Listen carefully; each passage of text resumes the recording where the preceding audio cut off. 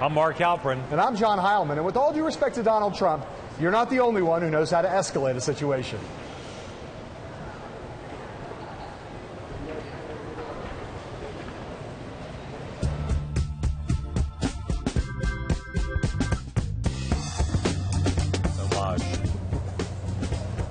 Hello from Trump Tower in New York City.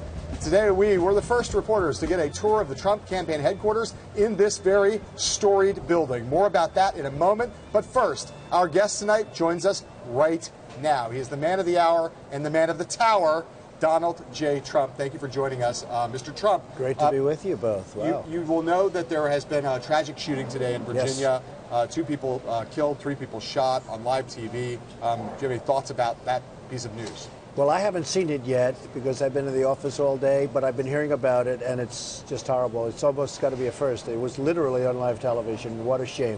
What a shame.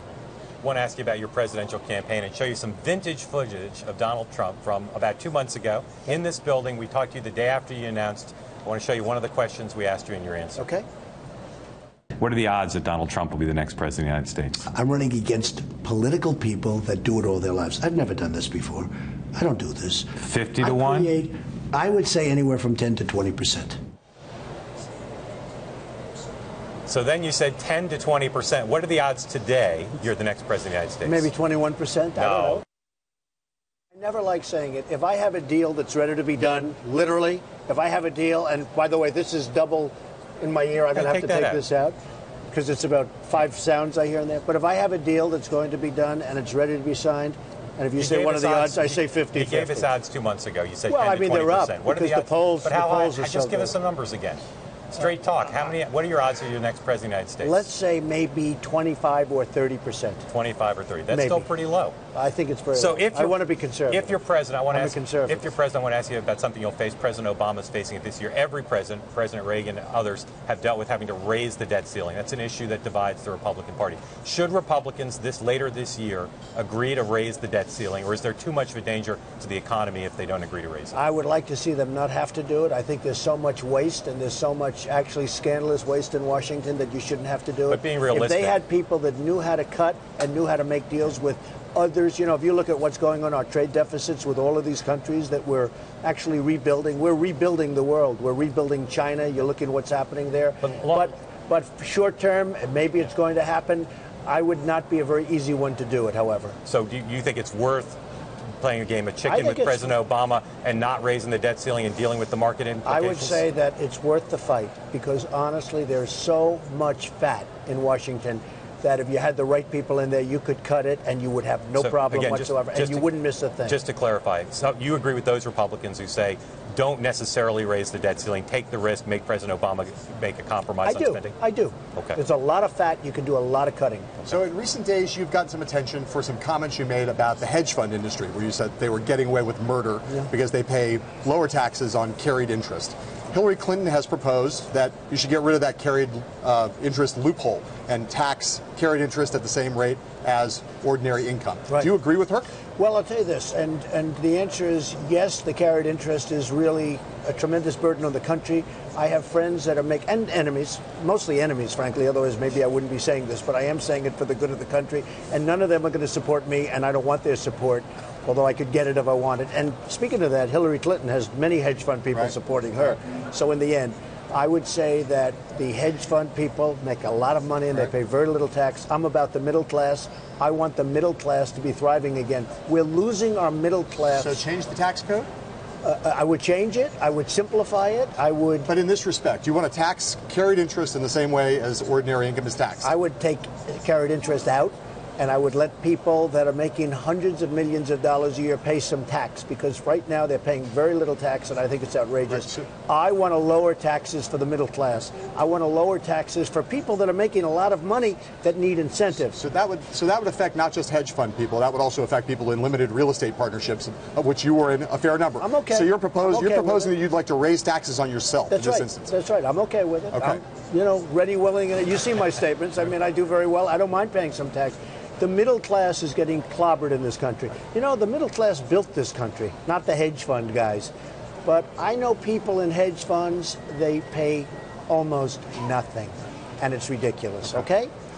There's another thing there's been some discussion of this week. There's a story in the New Yorker magazine that talks about, long story, talks about your appeal and talks about the extent of their support for you among people who are members of white supremacist groups. At the same time, we've heard this week that David Duke has come out, former leader of the Grand Dragon Wizard of the Ku Klux Klan, come out and said he's supportive of your candidacy. So my first question is, why do people like that, like Donald Trump? And second, how do you feel about the David Duke quasi-endorsement? I don't know the answer to the first. Who knows why? But I don't need his endorsement. I certainly wouldn't want his endorsement. I don't need anybody's endorsement. Would you repudiate David Duke? Sure, I would do that if it made you feel better. I would certainly repudiate. I don't know anything about him. Somebody told me yesterday, whoever he is, he did endorse me. And actually, I don't think it was an endorsement. He said I was absolutely the best of all the candidates. But I wouldn't want it. But if you read this story and read a lot of people who are white, in organized white supremacist groups talking ebulliently about you, talking why they like you so much, would that trouble you at all? Does that give you pause? Make you wonder about your message? Honestly, John, I'd have to read the story. A lot of people like me. You know, in the poll that just came out in New Hampshire, where I'm a very high number, 35%, the people like me across the board. Evangelicals like me. The Democrats like me. Right. Liberals like me. Conservatives like me. Absolutely. Everybody likes me. And this is only obviously only a small subset. But hearing that doesn't make you worry that there's something in your message that's striking a chord with the wrong kind of people. Well, I hope there's not. I hope there's not. But I haven't read the story. I haven't seen it. So the next debate's coming up, and one of the things you said about the first debate was you got the hardest questions. I want to ask you a question that was asked of a different candidate and see how you answer. This was asked to Governor Kasich. He said, the question was, if you had a son or daughter, I'll expand it to you to a grandchild as well, who was gay or lesbian, how would you explain to them your opposition to same-sex marriage? So don't tell me why you support your position. How would you speak to a child or grandchild who was gay?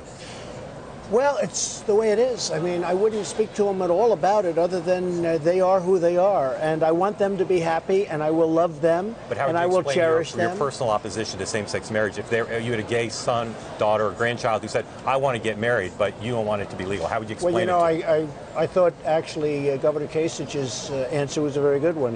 He's gone to gay weddings. I've gone to gay weddings. I've been at gay weddings. I have been against, from the standpoint of Bible, from the standpoint of my teachings as growing up and going to Sunday school and going to church, and I've been opposed to it. And we'll just see how it all comes out. But you know, if I was ever in that position, I just have to explain it. Okay. You mentioned the Bible. You've been talking about how it's your favorite book. And you said, I think last night in Iowa, some people are surprised that you say that.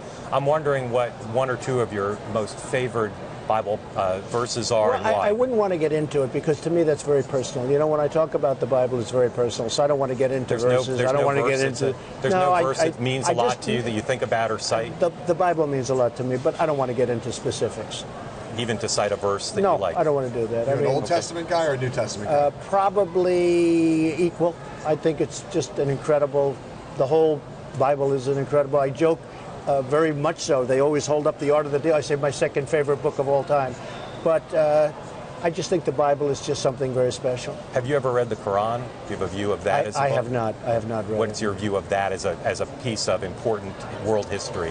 Well, it's certainly a piece of world history, and lots of things are happening, but it's not something that I have a lot of interest in. I would like to find out what's happening, why there's such hatred, you look at what's going on in the world, and it's wonderful to say, hey, let's not look at Sweden, and let's not look at Norway, and let's not look at different places, but you look at what's happening with the Quran, it's a pretty scary thing. Scott Walker the other day made a comment about, he said there are a handful of moderate Muslims who are not attracted to the more jihadist ideologies of terrorists. Do you agree with that? Well, I don't know. I'm not sure he knew exactly what he meant. Define it. Well, I'm not sure exactly what he meant either, but that's the problem. Nobody knew what he meant. Only a handful of moderate Muslims. Do you agree with that or not? Well, I think you have more than a handful of moderate Muslims, but you certainly have a problem with Muslims. And I think he probably misspoke, as Bush would say, because every time he makes a mistake, he goes out and he says that he misspoke. I think Scott probably misspoke. Did he correct his statement? He later tried to. Yeah, because you do have much more than a handful. But at the same time, we have problems. Right, sure. Do we all agree? I mean, there are certain problems. Let me ask you two historical questions right now. Do you believe that Lee Harvey Oswald acted alone? I believe he acted alone, yes. You do? I believe he acted alone. No conspiracy theories for you? No, not for me. I think he probably acted alone. Who knows? Okay. But in my opinion, he acted alone. My second historical question, between Clarence Thomas and Anita Hill, who do you believe in their account of that controversy?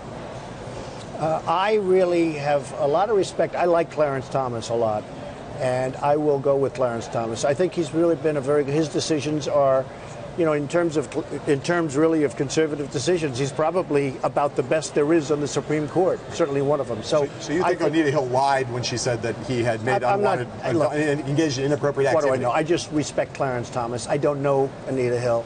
I've met Clarence Thomas on a number of occasions. I thought he was terrific. I think he's a terrific person.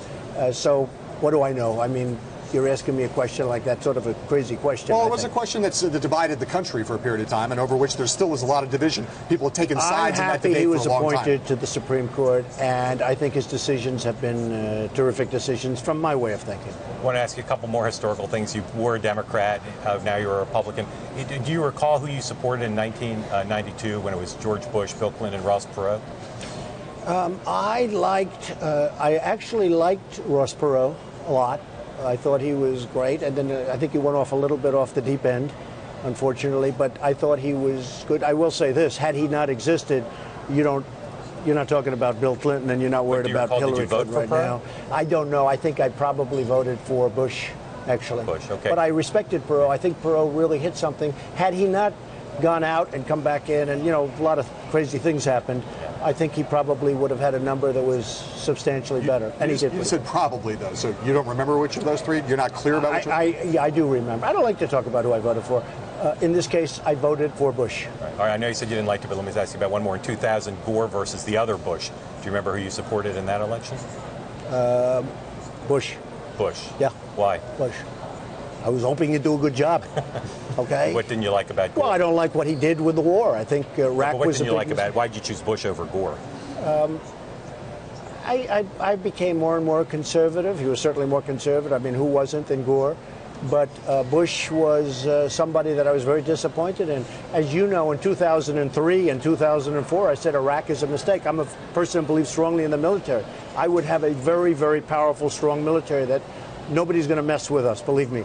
But to do Iraq was a terrible mistake, in my opinion. The way we got out was another mistake also, because I say we should have kept the oil, but these are things that I say, and some people agree, and some people agree strongly, and some people don't agree at all. But I was very disappointed with him, but I voted for him. All right, Mr. Trump, you're going to stay right here. You're not going anywhere? No, fine. Okay, you'll stay. More questions? You will stay. We got a few more questions. There's more, as we said, where that came from. We'll be back with Donald J. Trump after this word from our sponsors.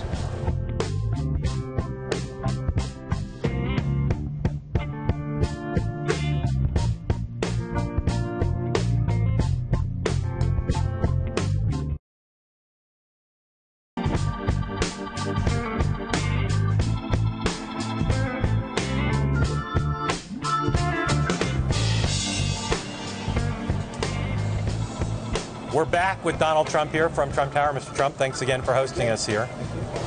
Earlier today, Jeb Bush, someone you've been talking about, and he's been talking about you over the last couple of days, talked about you and immigration. We wanted to have you look at that. Do it as a conservative, for crying out loud. I don't think we should spend hundreds of billions of dollars with an impractical solution. This guy is now the front runner. He should be held to account just like me. He should be asked, as he was yesterday, how are you going to pay for it? Explain how you're going to stop all the remittances without violating people's civil liberties. Go through these questions, and what you'll find is this guy doesn't have a plan. So one thing you've been saying about him is he's low energy. Did he seem low energy there? No, he seemed a little bit more dynamic. Yeah. But, you can't force that. And it was a little bit forced. But how are you going to pay for it? We're spending $130 billion right now on illegal immigration. We are spending a fortune, not only the crime and all the problems that is being caused, but we're spending a minimum of $130 billion. You're going to pay for it because we're not going to be spending that kind of money. That's one way we're going to pay for it. One thing that happens in presidential campaigns, as you know, is candidates try to get under each other's skin, right? You seem to have gotten under the skin of some people. Did something like that get under your skin at all? No, not at all. I mean, it's one of the things. I'm not a politician, haven't been a politician. He's a person, and I guess he's trying very hard because I use the term low energy. He is a low energy person by nature, and that's okay. There's nothing wrong with that. I know some wonderful low energy people. In fact, they're some of the nicest people I know. But that doesn't mean that they're going to be good at negotiating with China, bringing back our jobs, bringing back our money, et cetera, Japan, everybody else. You look at the Iran deal, I don't know, is he going to make a much better deal than Barack Obama? I probably tend to doubt it. Is he the most likely Republican nominee besides you at this point? I don't know. I mean, I see he's way down on the polls, and I'm a little bit surprised. I've been hitting him because I assumed he probably would be. He seems to be like an establishment guy. The last thing we need is another Bush. I feel strongly about that. I was not happy with the last one, that I can tell you. Read my lips, I wasn't happy with that either. So you know, there was a big problem. Read my lips, that was his father, who was a lovely man, who I knew, who was a lovely man. But the last thing we need is another Bush. So I would say that maybe, if you would have asked me that question 2-3 weeks ago, maybe at our last meeting, I would have said maybe he would be the most likely one. Now, but I'm not sure I would say. Who would you say? Who's more likely than There's Bush? a group of them, really. There's sort of a group that seems to be forming, but so far they're way behind. Jeb Bush recommended the other day you should read his book on immigration. You going to do that anytime soon? No, I don't think so. Why not? Because I have other things to do that are, I think, much more important. He got a little tangled up in this question about anchor babies, right? Terrible. What do you think he's gotten wrong about that? Well, I read the New York Times editorial today. I mean, he took the Hispanics, and all of a sudden he changed Hispanics and Mexicans with the Asians, and now the Asian community is furious at him, and they're really angry at him. I've seen there's protests going on about what he said. So he thought he'd get out of that by talking about Asians, and that was terrible. I mean, that was terrible. That's not a phrase that you have any hesitance about using throughout this campaign. No, I'm using it. Right. And nobody's complained about it when I use it. They complain about it because they don't expect he would be using that. He actually signed a memo saying do not use anchor babies. You know that, right? He signed a memo saying don't use anchor babies, don't use the phrase, it's not appropriate.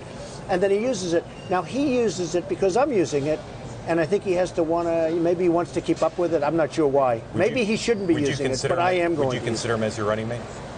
I just don't want to talk about running mates right now. I like to do one thing at a time. So let's talk right now I'm looking good. I want to keep looking good. I'm not talking about running mates. Let's talk about Supreme Court. If you're president, that's one of the big responsibilities of the president, nominating justices. Is there somebody you have in mind, either a current or past justice, who would be kind of a model for you? You know, I would have had Justice Roberts not come out with that horrible decision on Obamacare, which was a disaster. He should have ended Obamacare. I really liked his gait. I really liked his thought process. I liked his background, but he's not at all. I'm not at all a fan. No, I would say very smart, great levels of intelligence. Great temperament. Temperament is very important. Believe it or not, I have a good temperament. Some people say, gee, his tone is a little bit tough, but I actually have a very good temperament, or you wouldn't be in places like this. You've talked about Carl Icahn and other people you might want in your administration. Is there someone out there today who you say isn't on the court, but say this is the kind of person I would consider for the court? Well, I don't want to mention names. I think it's inappropriate to mention names. It's certainly at this stage where, you know, it's so early and we have a long way to go. Oh, my sister's great. I have a sister who's on the Court of Appeals, and she's fantastic. Would she be a good Supreme Court justice? I think she would be phenomenal. I think she'd be one of the best. But frankly, I think she is. We'll have to rule that out now, at least temporarily. But I do have a sister who's very smart and a very good person. And by the way, you mentioned Carl Icahn, John. Yeah. I just spoke to him, and he said, such a big problem, corporate inversion, where we have $2.5 trillion sitting outside, can't come in, and now what's happening is companies are leaving this country. You know, it used to be you leave New York for Florida, or you leave New Jersey for Texas or something. It used to be state to state. Now it's country for country. We have companies with thousands and thousands of jobs that are leaving this country to go out and get their money. What's the Trump proposal to handle the question of inversions? Let the money come in, tax it at a much lower rate, and let the money come in. It's $2.5 trillion. We think. They don't even know what it is. It could be more than that. And this is money that can be spent in this country. They can't get it in. You know, part of the problem with politics, and it's so crazy, is that Democrats and Republicans, for 2 years I've been hearing about this, they always agree. And they still haven't gotten it done. Companies are leaving this country in order to go outside and get their money. So they're taking the money and they're going to the money. And we're losing thousands and thousands of jobs. And by the way, it's getting worse. There are so many big companies looking at going outside to get that money right now. You've expressed a lot of concern about the Chinese currency devaluation. Big concern. It's the case when the currency is devalued that the price of Chinese goods goes down, which means Americans pay less for the goods that we buy from China. means we also make less because we're not making our own product. But are you against the notion of lower prices for American consumers? No. What I'm against is when they devalue their currency, and this has been a big thing for me for a long time. Not only that, Japan is doing the big devaluation now. So it's impossible for our companies to compete. The other thing is, if you look at, as an example, get off China for 1 second, you look at Japan, they sell cars, millions and millions of cars to this country. You look at the imbalance between what we give them and what they give us. Tax-free here, it's very hard to get in. You know, when we sell them beef, they don't even want it. They fight us. Let me ask you, we just got a minute left. So you announced for president right down there just over 2 months ago. Does it seem longer than that? It seems longer, but it's gone fast nevertheless. Yeah. I'm so happy with the way what's been the single highlight and the single low light since the announcement? Well, I think the low light was when I was attacked for the words illegal immigration. And it's turned out to be maybe also the highlight, because now people are saying, you know, he was right. You had the horrible story with Kate and so many people, Kate from San Francisco, so many people were so badly hurt. I mean, what's happened is incredible. So I think that was maybe a highlight. I think it may have been the word rapist, though, that got you in more trouble than illegal immigration. Well, there's plenty of that, too. You have criminals come. Look, just the other day in California, you had a man come over, illegal immigrant, 66-year-old, raped her, killed her, sodomized her, tortured her, raped her. I mean, you have that, too. I mean, we can be babies and we can say it doesn't exist. Tremendous crime coming in. I think I've done a great service, frankly. I hope I have. Mr. Trump, thank you for hosting us today. We'll see you out on the campaign trail. We appreciate it. We'll be right back after this.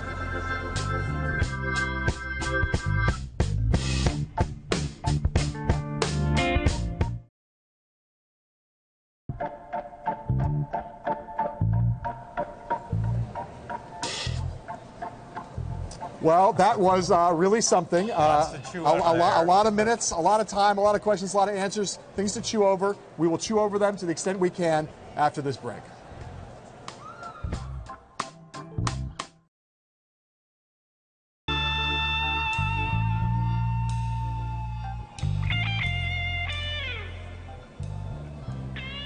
As we mentioned earlier, today we took an exclusive tour of Trump campaign headquarters in this building, Trump Tower, including chats with his campaign manager and some of his senior staff.